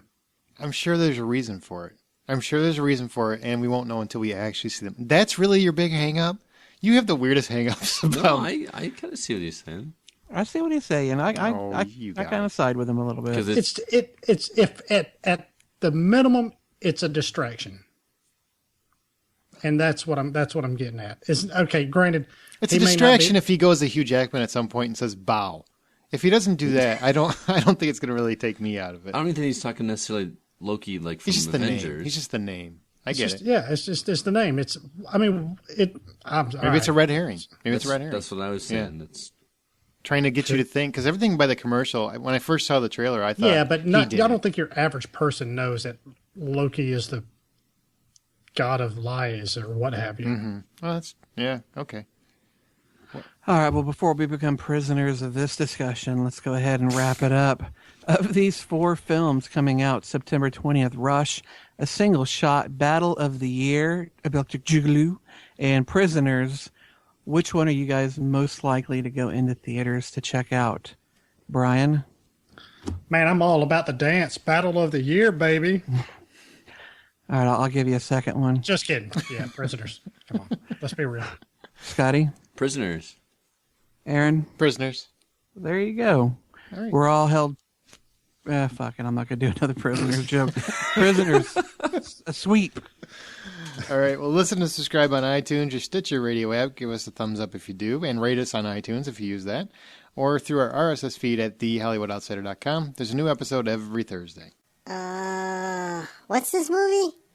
What's this movie? Each week we play ours or a listener-suggested clip from a movie, and if you think you know what that clip is, email us at feedback@thehollywoodoutsiders.com. Tweet us or Facebook us the answer, and next week we'll give you a proper host shout-out. Last week, it was my turn, and it's actually Grindhouse, but some people pick Death Proof, and I've been told that I have to accept that. Yes. Because they changed the name in the video release. It isn't my fault. The movie was actually Grindhouse. Because it's not really science fiction. And the people that got that correct were Stephen Feldman, John Butler, and Sean McGuire. Congratulations, guys. This week, it is Brian's turn. And here is your clip. Shit that came out of this woman's mouth I never heard. My God. I haven't been fucked like that since grade school. All right, that was your clip. Now let's go to the couch. We don't really have any TV news this week because we spent like an hour talking about TV last week. So if you want, listen to last week's episode. You can hear the fall TV preview we talked about. So let's go to home TV and home video. All right, we're looking at releases for September 17th. And as a quick reminder, you can also check out these reviews and others on our YouTube channel, which is youtube.com/TheHoPodcast. And the following episode numbers will be listed, and you can find them there. The first is World War Z. This is a zombie movie with Brad Pitt. We've talked about at length. We talked about that on episode 99, where Justin gave it an 850, Brian gave it a 7, I gave it an 8, and Aaron gave it an 850. Pretty high scores there across the board. Also, the movie The Bling Ring is available on disc this coming week. This is the Sofia Coppola-directed movie about a bunch of teenagers who basically stalk and rob celebrities. Emma Watson's also in it. Next up is Disconnect. This is a movie about people trying to learn how to connect with each other in a world where most people are connected only digitally. How do you do that? I don't know. Maybe you should watch it. I'll go to Little Mermaid and we'll see it. Also, there is several TV shows released this week. We've got Arrows Season 1. We've got Bates Motel Season 1. Which is so good. We've got the second season of Grimm, as well as the final season of Leverage. So, good release week there. Also so good. That was a great series finale, Yeah? I thought. Yeah. Cool. Ooh, yeah. Hit me with that unknown shit. Flashback. With that, we'll move on to our flashback segment. This is where, once every other week or so, one of us hosts brings to the table a little-known or obscure movie that we'd like the rest of you listeners, as well as our other fellow hosts here, to give a shot. This week, it's actually my turn, and I'm going to talk about a movie that I think is really funny, but also ridiculous at the same time. One of our recent After Hours episodes, the three of you guys talked about kung fu movies.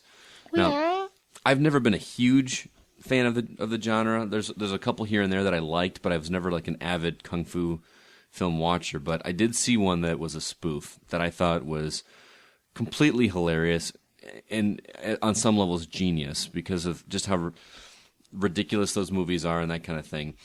This movie was in 2002, and it's called Kung Pao Enter the Fist.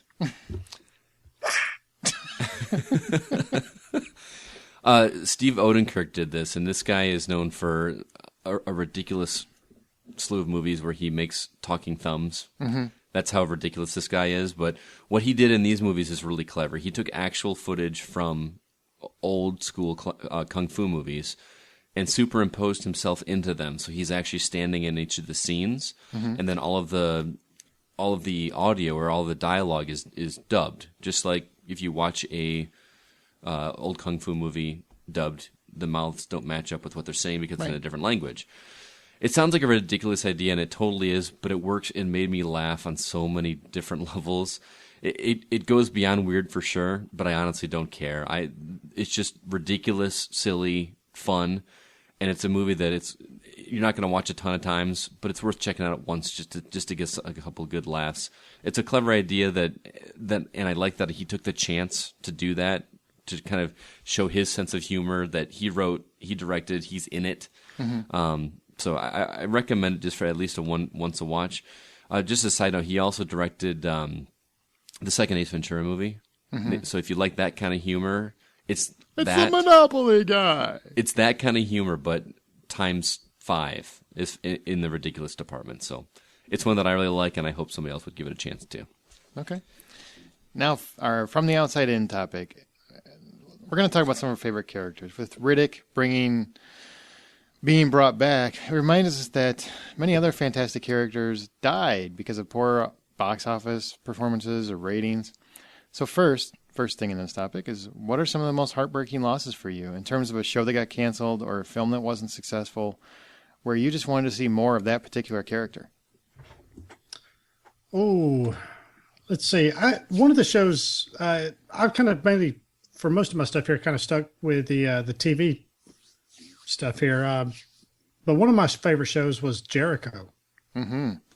It's not so much one character. It was really just kind of the whole story. It was a small Kansas town, basically tries to figure out what's going on when it's left in the kind of basically literally left in the dark after a mushroom cloud is seen in the direction of Denver, Colorado. So, and it's them kind of adapting and trying to find out what's going on and surviving and basically fending off people who are trying to come in and take their stuff. And it was just so riveting. It was fresh. It was new.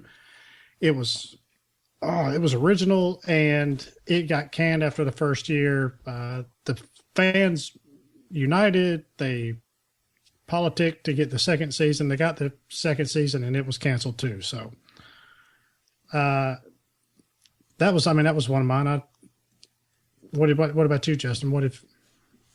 Well, I'm kind of like with you. I stuck more with TV shows, and you really should just call this the Firefly Memorial question. But there's a couple of shows that I really, really liked, and I hated that they didn't make it longer than they did. One of them's called Reaper. It's a bit of a comedy. I think it was on the CW, if I remember correctly, but it starred this kid named Brett Harrison and Tyler Labine, who some of you might remember Tyler from that Dale and Tucker versus Evil movie. He's a heavy set guy with a beard, but he's incredibly funny. And the whole show was about Brett Harrison. In the first season, he believed that his parents had sold his soul to the devil. And so now the devil had come in and said that he had to be a bounty hunter and help capture demons that escaped from hell. It was a comedy, even though that doesn't sound like a funny premise. It lasted 2 seasons before they canceled it. And another one was called Fastlane. It came out about the mid-2000s, starred Peter Facinelli, Bill Bellamy, and Tiffany Amber Thiessen. I remember that show, yeah. A very slick show about 2 cops that are brought together, and they work out of this place called the Candy Shop, where they use all of the money and items that are gained through their arrests and use those to build these reps as criminals so they can catch other criminals out there. And it was maybe a little too slick for its own good, but it had a Miami Vice feel, but with a year 2000 sensibility. It was very glossy, very bright. Very Michael Bay. Oh, very Michael Bay. I think, McG was one of the producers on it. MCG. It only lasted 1 season, and I wish it really could have gone on longer because it was fun. Above and beyond everything, it was fun. And then there's Twin Peaks. That should have gone on. Forever. Yeah, I mean, that last final shot of Kyle MacLachlan as he realized what's happened, and now we'll never get to know what happened after that. Just kind of makes me sad. You stole mine with Firefly, but that was expected. I mean, that's the one everybody should say. Should. I went more with specific characters instead of actual full TV shows. One of the shows that I really liked the first season of, in particular because of this one character, was Heroes. And that good show. It started out really good, and then I just kind of lost interest. And one thing from that one character from that first season that I totally wanted to see more of, could not wait to see more, and I never did. And I'll be honest, he might have shown up later, but I just gave up on the show. Was Future Hero. Oh, there was a scene where Hero meets himself from the future, and he's got a big katana blade, and his hair looks different, and he just looks less geeky and more cool. I'm a serious, cool guy, and I could not wait to see where that story went. Justin, did you watch all of the episodes and can say whether or not there was any fruition with that, or? No, not really, which is a shame. Oh, I wanted to see that character. Also, I'm an unabashed fan of the movie Waterworld. Yeah, we know. And ain't nothing wrong with that, man. And I want to see more of the Mariner. He's kind of that. He's a jerk, but I liked him. I like watching him be a jerk. And even though the movie ends and they find dry land, he was more comfortable on the water. He could go off and have all kinds of different adventures. I would love to see more stuff with him and living the way that he's more comfortable instead of on dry land. So those are my big swimming around with the dolphins. Yeah, something like that. No, I mean like interacting, and because he's got to interact with other people in order to survive, to get supplies and that kind of stuff. I love that concept that he could go down and get whatever he wanted and use that to trade and that kind of stuff. And I still like that movie. I want to see more of him. Mine, Mr. Chapel from Vengeance Unlimited, which nobody but me ever saw that show. But it lasted one season. It was probably about 15 years ago. It was Michael Madsen. And he was this, I talked about it a long time ago. You guys probably don't remember. But basically, every week, he had millions of dollars. And he would help somebody. Somebody that was wronged in some way. And he would find a way to make whoever wronged them just fix and basically flip it around. So if somebody screwed them out of money, he would screw that person out of all their money. And then basically the person that he helped would either have to owe him a favor, which he would use in later episodes, or they'd have to pay him $1 million. So almost everybody took the favor. But I love that show. He was such a creepy protagonist that it was like before anti-heroes became cool. So I think the show is way ahead of its time. Because, I mean, he was kind of an evil dude. Like, the one guy that got away with murder, he basically framed him for another murder. And used a dead corpse and everything. And just framed him for, it was fucked up. It was a fucked up, twisted show. And I loved it because it was sick. Unfortunately, people weren't into it. Wasn't happy. Briscoe County Jr., I'm really sad that only made one season or 8 discs. Was what I've got, so however many seasons that is. but love that character. Bruce Campbell played Briscoe County. I love that character. He was such a fun cowboy. It was a Western, but it had a sci-fi feel to it. I mean, it had little different things going on, so the genre wasn't just locked down. That's Matt Dillon, right? What's that? No, that's Bruce. No, it's Bruce Campbell. Bruce Campbell. Mm-hmm. You shut your mouth. Who am I thinking of? I have no idea what you're thinking of. But it was just really creative, really clever, really funny. I really like the show. And the other one is Seth Gecko. I really want George Clooney to get down and dirty and do a Seth Gecko movie. Oh, that's a good one. God, that would be fantastic. Just because he was such a good badass. And he hasn't played a character like that since. But he was so good at being an asshole. He was also, you said Seth? Yeah. Yeah. He was also, I mean, he had that, like, human side of him. Right. So, I mean, you could sympathize with him even though he was a douchebag. Yep. Oh, loved it. Love that movie. Love that character. Anybody else have anything? I got a couple. There was AMC had a series that only lasted one year. A couple of years ago, it was called Rubicon. It was really kind of slow, but it was about this analyst for a top secret federal agency, and he's kind of caught up in a situation where everything isn't exactly what it seems. And it had that James Badge Dale. He was in World War Z. He was in the scene where they were, what was it, in Korea? Mm-hmm. He was the leader of the military guys. He had a big woolly beard and stuff. He really didn't have too big of a part, but and he's been in a few. He's kind of an up and coming guy. So, okay. But it was kind of slow, but it was kind of it just kind of sucked you in. Movie wise, 13th Warrior, which is basically Antonio Banderas. Yes. Okay. I could take it or leave him. I mean, you could redo him or something, but love that movie. I love basically all the supporting characters in that movie. It was basically the story of Beowulf, but it was stolen and tweaked and rewritten and remade by Michael Crichton. And of course, they made the movie off of Michael Crichton's story, but love that movie. Okay. And on the flip side, what shows or films that were popular could you never understand the popularity of? Well, this was a hard one for me because even if I don't like something, I can usually understand why someone might. But, when I was a kid, there was a whole 90210, Melrose Place that were popular with a bunch of guys that I knew and with a lot of girls. I never saw the appeal of those shows. I didn't find them particularly funny. So I never quite got it. But you were anti-Sideburn. That's what it was.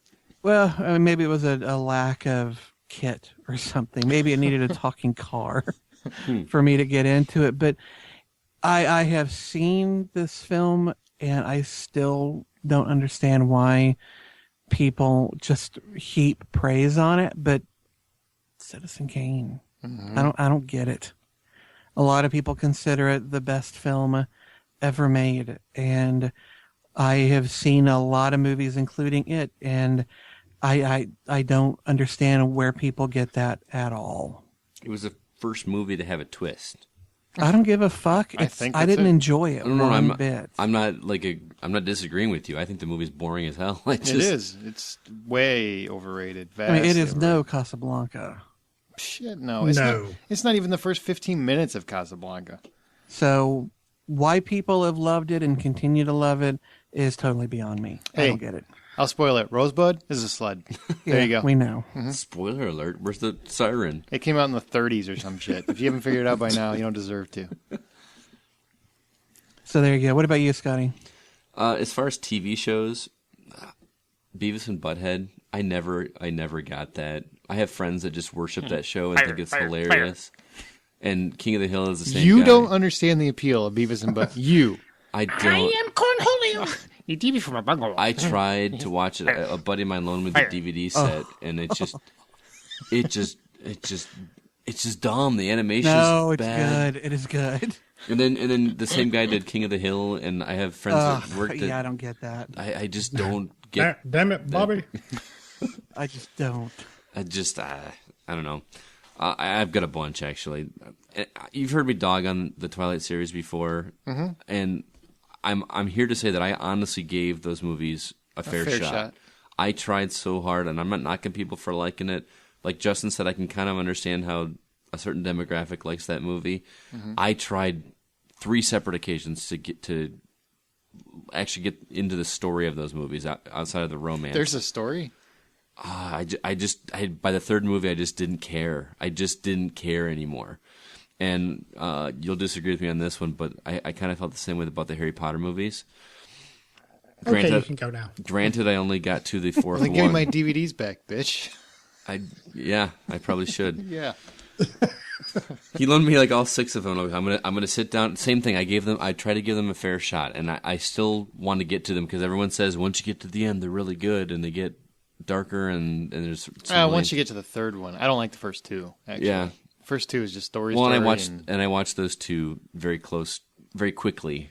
And by the time I got to the third, I was maybe burnt out, so maybe I should space it out next time I try it. But... Maybe you start from the end, because Hermione's hot then. You'll be interested to get to that point. Another one, older movie, The Sound of Music, is one that, you guys, I don't know, I love musicals and everything. Ever since I was a kid, I saw that movie, and I just did not get it. I couldn't stand it. Some of the songs were catchy and that kind of thing, but the movie, it was 2 VHS tapes when I was a kid, and that was like an enormously long movie, and it just annoyed the crap out of me. You've heard me complain about Moonrise Kingdom. That movie had like a 97% on Rotten Tomatoes. Everybody loved that movie. Scott's got a hate list, man. It was, but it was very popular. We really pulled his strings, yeah. Didn't we? He's like, "Oh, you open that one? All right, I'll come in that door." Yeah. And I got one more. And you guys. Jesus, it's like talking to Justin right now. One more, and I'm done. Okay. One more page. Oh, you even sighed like Justin. Did you hear it? Did you hear it? The movie Scarface. You should get residuals. Everybody loves Scarface, and I finally sat down and watched it probably about 8 or 9 years ago, and it was so boring to me until the very end. Say hello to my little friend scene where he's taking a stand in his own house and throwing a grenade launcher rounds into the lead up was so boring to me. And now, granted, I'm not a big mob movie guy, but I do like movies like The Departed and even maybe Donnie Brasco and some of those. Yeah, it doesn't compare to those kind of movies, no. Scarface is just so boring. And why does every rapper have a picture of that shit on it, like on their wall? When like MTV Cribs, there's always a poster of Scarface on their wall. Oh yeah. You should be proud of being a huge fan of a shitty movie. Because really? they're gangsta. Oh, so you don't know? Yeah, you don't like Scarface? No, I don't. It's one of those logo type things that it's integrated into like a lot of stuff. I mean, I see it in like paintball equipment.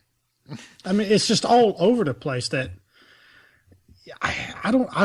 Scott, I kind of agree with you. I mean, I've saw it years ago. I've seen it more recent. It just doesn't, especially if you watch it for the first time nowadays.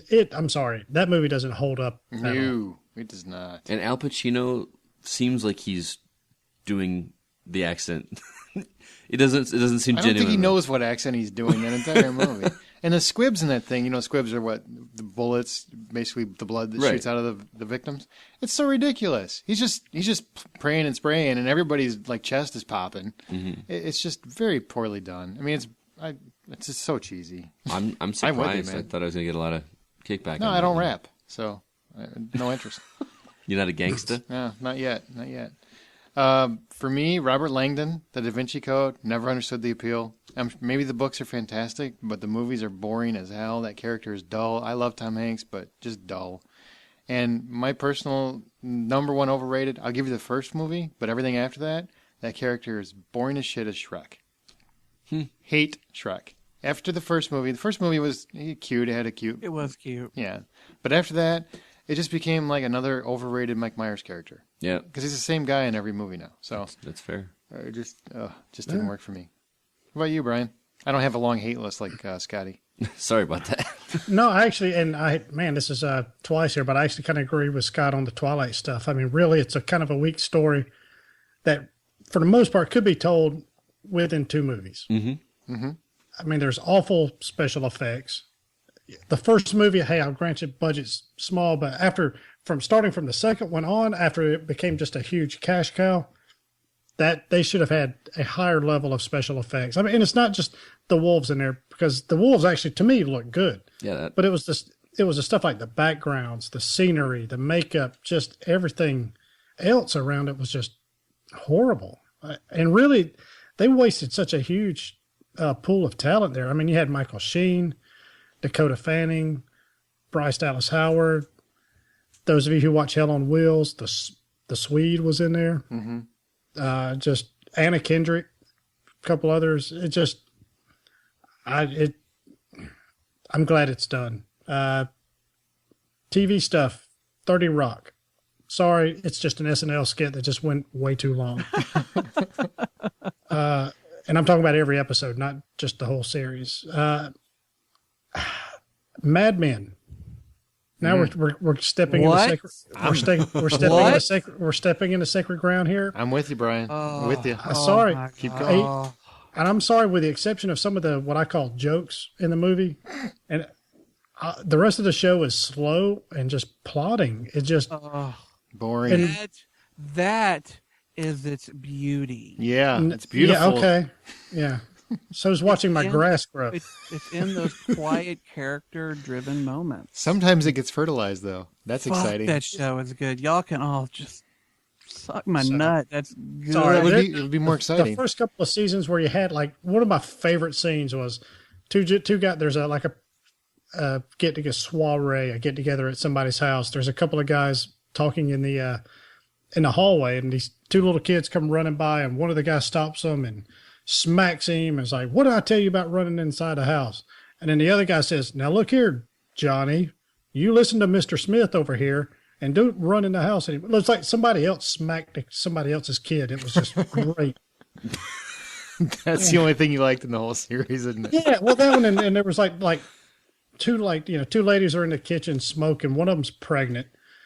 The 2 brother and sister come running in, and one of them's got her mom's dry cleaning bag over her head, suffocation hazard. And her mom's more concerned. She yells at her because, now she's concerned about her dry cleaning that's getting wrinkled, not the fact that her kid could suffocate. So stuff like that. Gotcha. I'm with you 100% on Mad Men, but it is the unpopular choice. So Yeah. Well, you just wait. I got one more. That show's so goddamn good. Because it's about to get ugly. Okay. The Simpsons. No, Yeah, I hate that show. I don't Nah. like that Simpsons. All right, cool. I never All right. listened to it either. I wasn't allowed I thought to you were watch about it. to say Lost, and I was about to just fucking leave. No, I mean, I haven't watched it, so I can't hate on it. But He's not gonna watch it now, thanks to you, Justin. He'll never watch Fuck this him. show. He's missing out.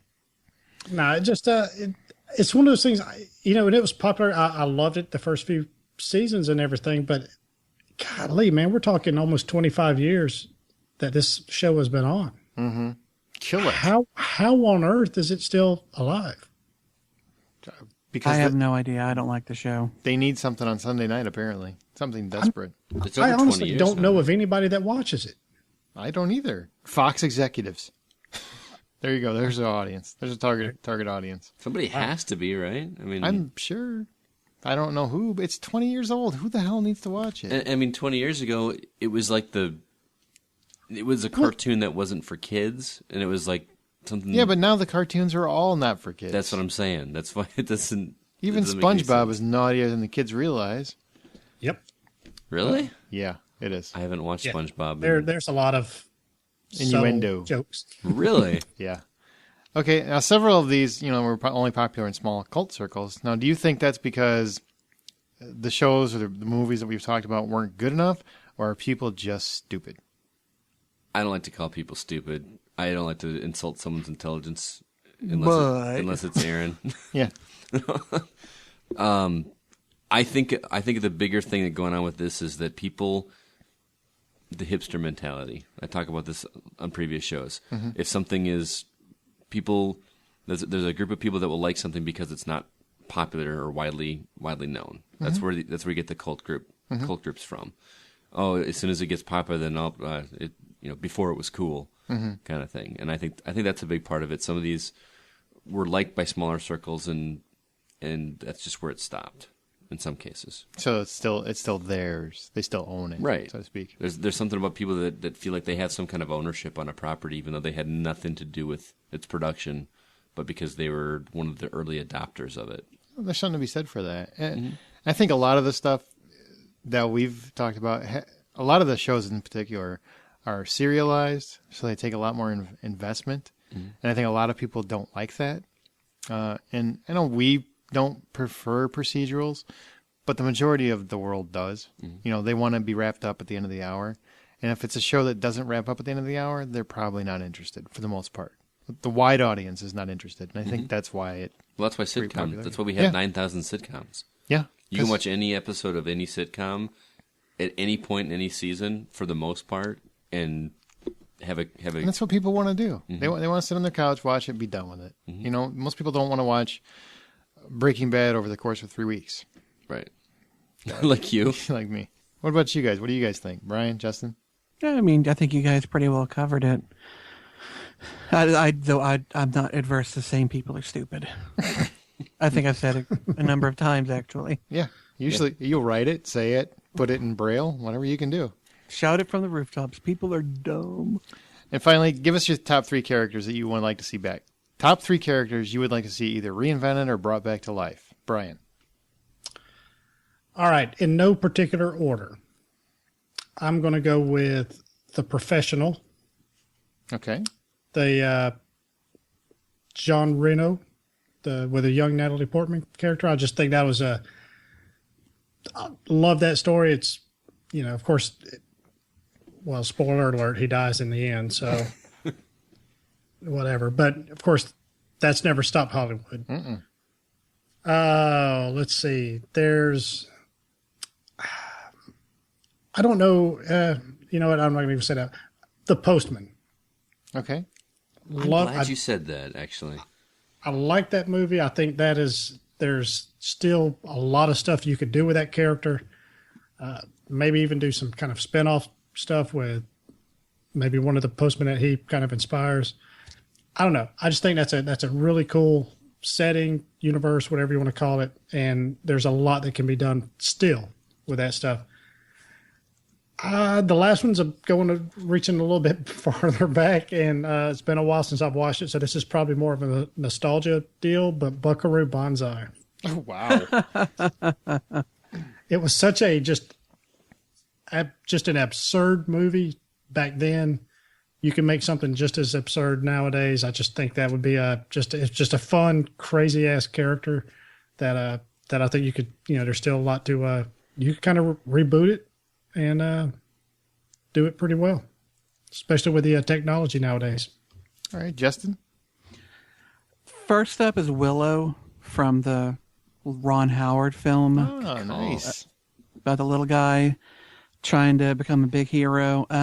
They actually wrote a series of books to follow up that film. And I really enjoyed it. I don't think I read past the first one, but I did enjoy it at the time. Actually written by Chris Claremont, who did a lot of X-Men comic books. But they were really good. I would love to see a return to that franchise. My next one, now that he's out of jail, give me another Blade movie, bro. Oh, yes. I got to have another Blade movie. And the last one, Buffy. I would love to see Buffy somehow back on TV. I've enjoyed the season 8 comic books, but I want to see her back on the screen, and I don't think Sarah Michelle Gellar would ever want to do it. Why, I don't know, but she seems to have some issue. And I don't think Joss Whedon would ever be interested in doing it, but that was a phenomenal character, and I was so shocked at how much I fell in love with it. I wish they'd find a way to bring it back somehow, but they never will. But that's my list. Nice. Both She's two too of them busy. vampire killers. She's too busy doing TV shows with Robin Williams. That's true. Scotty? How about anybody in Game of Thrones? At this point, you got a whole bunch of them that I'd love to come back. That's funny. Agent Dignam from The Departed. That was Marky Mark's character. He did, obviously nothing. He didn't. Oh, you'd like to see like a movie? I want to this? see more of Nice, him. yeah. I like that character, and the way that movie left off kind of left you hanging. I want to see he had a little more depth to him than you thought. I like to see that. Who are you? I'm the guy doing his job. You must be the other guy. That's like the best line in that whole movie. Newt from Aliens. The way that Mostly.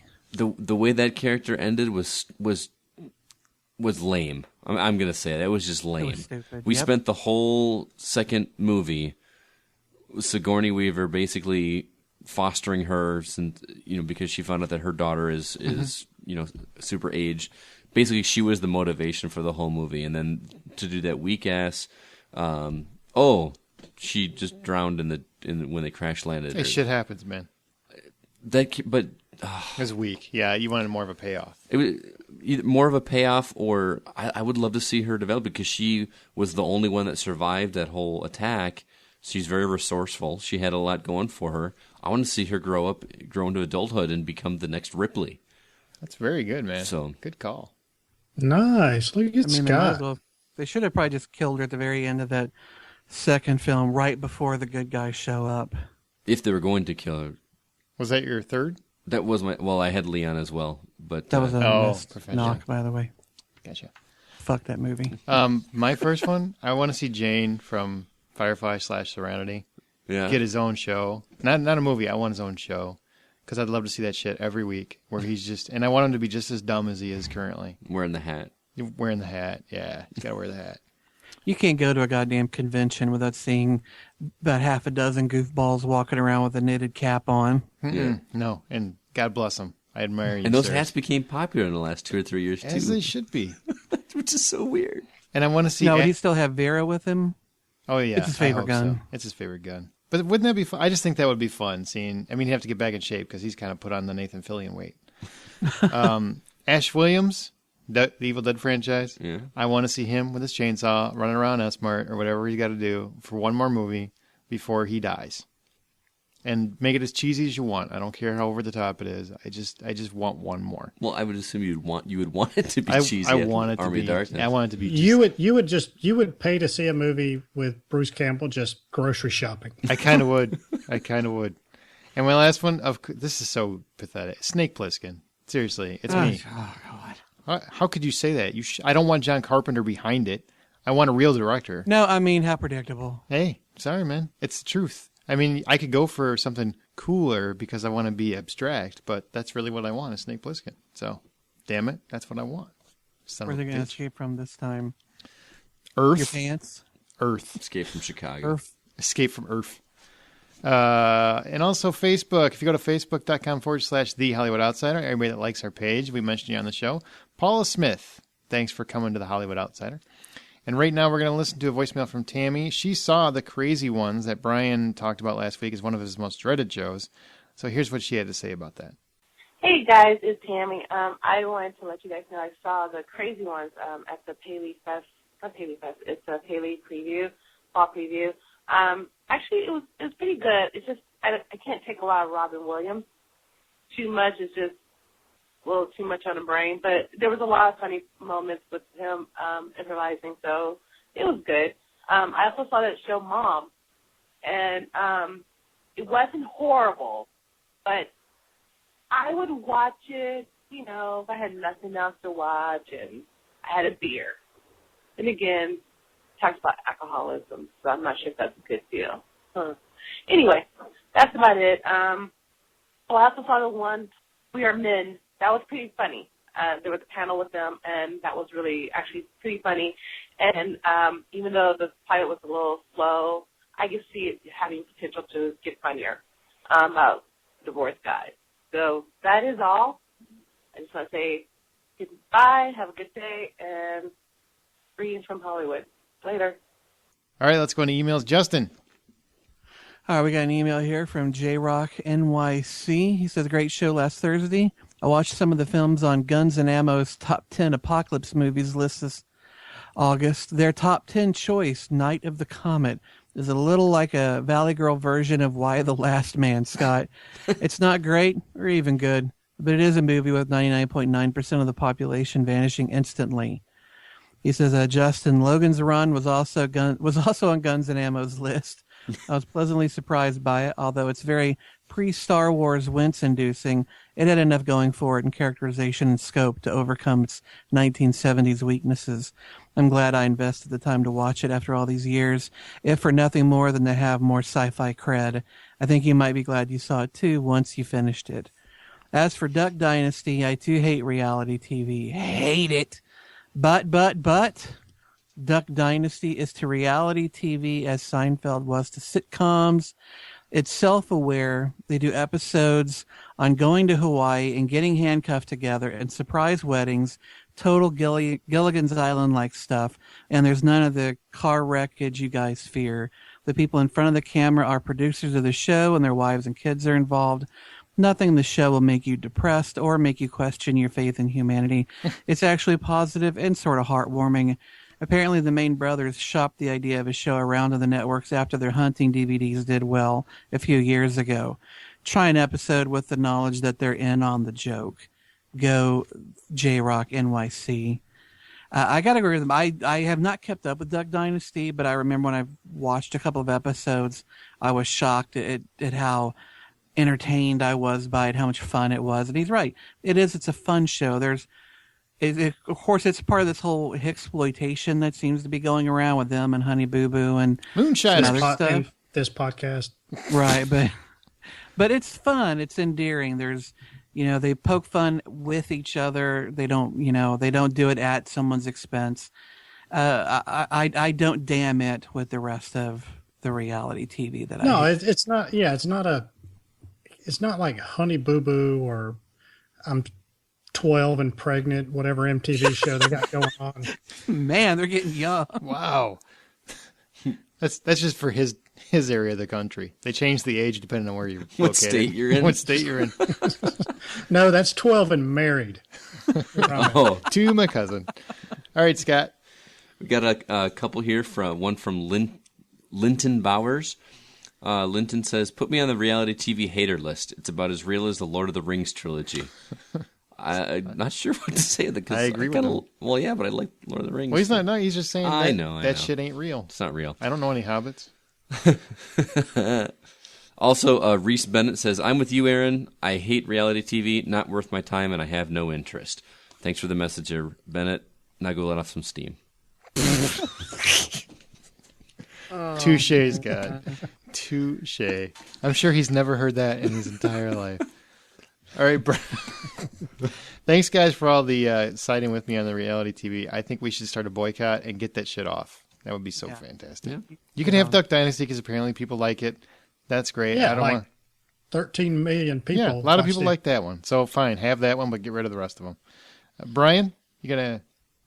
Yeah, we got a voicemail from Josh Steima talking about a number of things, including our fantasy football league. So that's pretty cool. So he did about as well as you did this past week. I just want to throw that out there. Yeah, so you kind of got your ass kicked a little bit. I got my ass kicked by Bubba Hotep. Yep. That's awesome. That's awesome. So, and just for the record, the person that did kick his ass is yours truly. Yeah. Oh. First game, I got to play this dickhead. Yep. Here's Josh's. You got to lose to this dickhead. Here's Josh's voicemail. Hey, Aaron. This message is mainly for you. As per your request, I'll tell you how to pronounce my name. It's Starma. You had it right, man, so no worries. Also, congrats on a good draft. It's nice to see that you were the other one to get an A for their draft. And also, Brian, nice draft for you as well. I'm looking forward to this fantasy season, and good luck, fellas. Okay, and before we go, we didn't mention everybody's pick on what our listeners' favorite film or TV show character they would like to make a comeback were. Sean McGuire says Tony Soprano. I guess he could come back. He can't come back. Well, he can't. Yeah. Maybe they'll do a prequel, kind of like they're doing with Sex and the City. There you go. He'll be a 16-year-old girl. Josh Steima says Blade or Gizmo from Gremlins. I'd love that. I love Gizmo. Gizmo. Bright lights, bright lights. Bright light. Linton Bowers, yes. Flash Gordon, also a good version of Knight Rider. Not that crap they came out with a few years back. How do you mess that up? How do you make a cool car that talks? Because now cars actually can talk, so it's not as cool anymore. They got to be more creative. Anymore. You got to have a car that can swim and dance, and apparently make moonshine. Derek Morton, does a funny R-rated Eddie Murphy count? I would say yes. So I don't know if you mean Axel Foley or the guy from 48 Hours, Reggie, whatever his name, Reggie something. From 48 Hours. I don't know which one you're talking about. Or stand-up. Only two I could think of. Hey, bring back his character from The Golden Child. Oh, there you go. Give me the knife. Give me the knife. Want the knife. Please. Oh, Angela Lee says Elf. No. Oh, no. No. Burn it. Burn it with fire. Reese Bennett says, besides Mulder and Scully, I think Flash Gordon is overdue. I agree with both of them. Well, I agree with Mulder and Scully. Didn't Sci-Fi try and do a Flash Gordon actually, TV in show? parentheses, says, I'm not counting that horrible Sci-Fi series. Oh, okay. So he covered his bases. Okay, apparently we want a lot of shit rebooted, and we're not counting reboots. No. Yeah, but they also did Sharknado. So Shh, don't bring that up. I still want to see that. All right, guys, it's funny for the guy that I'm not going to watch that film. I know. Then one podcast does an episode and suddenly, you know what? I really kind of want to watch it. I do. Stay to the credits for outtakes. Go to thehollywoodoutstater.com. It's thehollywoodoutstater.com. There you can find Justin's Riddick review and also some other articles that we wrote. What, Justin? I wanted to tell people, I told you earlier, a couple of episodes ago, we had this whole talk about in Star Trek Into Darkness and its supplemental materials being spread across different media. I theorized at the time that when you buy the Blu-ray version of the movie, it comes free with the digital download version that you can get from iTunes. That iTunes version does have that commentary track. So if you were going to buy it on iTunes for it, you're going to be paying $19.99 anyway. So just get the Blu-ray for the exact same price, get the download for free, and then you're fully covered. So that was it. Sorry. Okay. No worries. Twitter, H_outsider. We already said Facebook. Leave us a message or text us at 818-814-6426. Our email, once again, is feedback@thehollywoodoutstater.com. Listen and subscribe for free on iTunes. Every Thursday, we have a new episode. And listen on your Stitcher Radio app.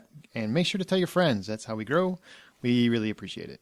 As well as RockfordCollegeRadio.com, Thursdays from 4 to 6. I want to thank each of the podcasters. Brian Williams.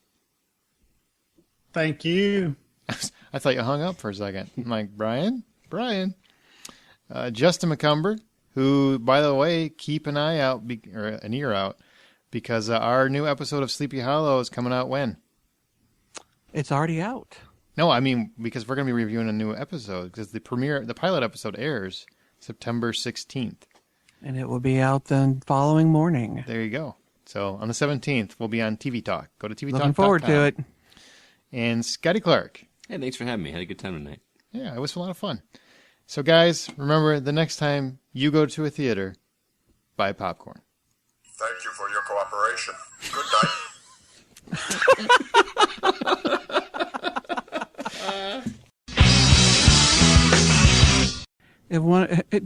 Which one of us saw The Butler? Did any of us see it? I saw it. How come we didn't call that episode The Butt Hose?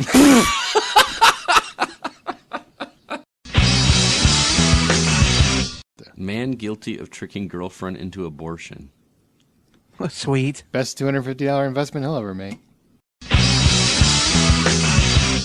By the way, Scott, we like how you haven't sworn since you became a teacher, because apparently you have some rule that just in case one of the 5-year-olds decides to listen to the podcast. Yeah, I have my tubes tied. Whoops, they untied themselves. Shit happens. I'm on the pill. I took my pill. I've been a victim of that one. That's a true bitter story right there. No, I've got a Nuva ring coming me, please. Well, there's an outtake for you.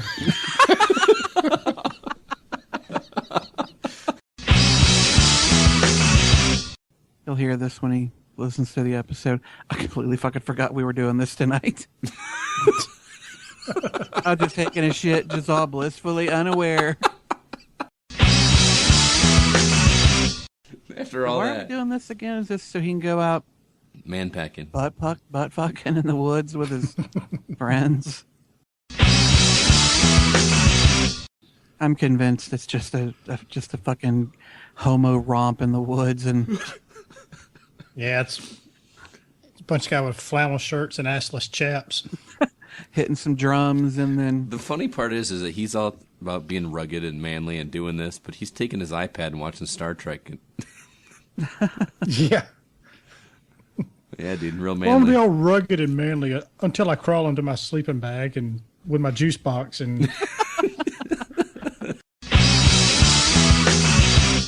Since we won't be recording, unless you guys want to do an episode of the Hollywood Outcast tomorrow. oh man, we should and somehow oh god, and post it without him knowing it. That would be freaking awesome. What? His head would explode. I don't know how to get into his stuff, to post it. Ooh, now there's an outtake for you. I don't know how to get into his stuff. I mean, the login and stuff is what I meant. yeah, that it's a login. That's right. You want to put your log in.